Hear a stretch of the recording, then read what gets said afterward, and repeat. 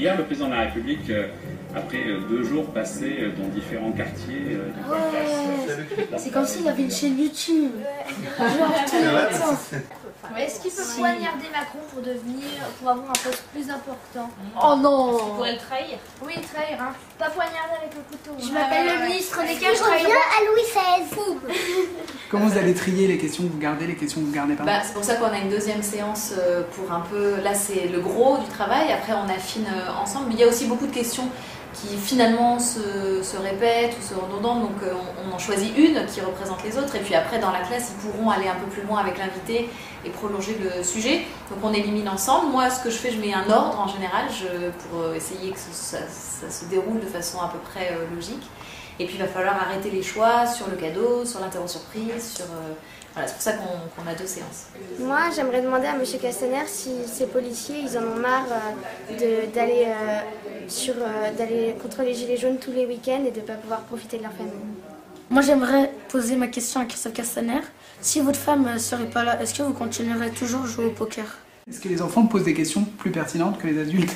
À vous de juger. Moi, c'est pour ça que j'ai voulu faire cette émission, parce qu'il me semble qu'effectivement, les questions des enfants, elles ne sont pas forcément complètement différentes, mais elles ne sont pas posées de la même façon, elles ne sont pas posées peut-être avec la même intention, et avec les mêmes mots en tout cas, et elles n'amènent pas les mêmes réponses, je trouve, d'un politique en tout cas. Et donc c'est ce qui permet de renouveler la parole politique pour moi, et c'est aussi très enrichissant d'un point de vue personnel de travailler avec des enfants. Moi, ils me nourrissent énormément. Moi, j'aimerais bien lui demander pourquoi vous autorisez les policiers à utiliser le flashball. Parce que c'est quand même un peu une arme. Moi, la question que j'aimerais poser à M. Castaner, c'est pourquoi les gilets jaunes se manifestent maintenant? Ça fait 30 ans que ça dure. Est-ce que vous avez une hypothèse? Est-ce qu'ils pensent que les gilets jaunes sont une deuxième révolution française? Et ils ont beaucoup de questions sur les gilets jaunes. Est-ce que vous êtes surprise qu'ils s'intéressent et qu'ils ont l'air de connaître très très bien le sujet? Non, ça concerne évidemment tout le monde, tous les Français, quel que soit son âge. On a tous entendu parler des gilets jaunes, on en parle en famille, ils en parlent à l'école, ils y jouent même parfois dans la cour de récréation, donc bien sûr ça les concerne. Certains, cela dit, nous ont dit qu'ils n'avaient pas envie d'en parler. Donc là, ceux qui sont dans le groupe de Christophe Castaner, c'est que le sujet des gilets jaunes les intéresse. Il y en a d'autres qui n'ont pas voulu parler des gilets jaunes dans la classe. Donc ça ne concerne pas tous les enfants, ils n'ont pas tous envie de poser des questions, mais ceux-là, oui, se sentent concernés, se sentent plus proches d'un côté ou de l'autre, si je peux dire, plus proches des gilets jaunes ou des forces de l'ordre, mais non, ça ne me surprend pas du tout.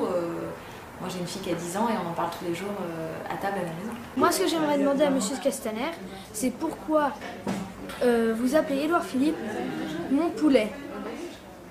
Parce que ce surnom, pourquoi ce surnom après tout? Il y en a tant d'autres. Bon, celui qui va être cueilli, c'est Christophe Castaner. Il y a des questions un peu dures. Il va être surpris, vous pensez? Je pense qu'il se prépare à l'exercice. Tous nos invités se préparent à l'exercice. Il va peut-être être surpris, oui, de certaines questions ou des infos que les enfants ont et que certains journalistes n'ont pas.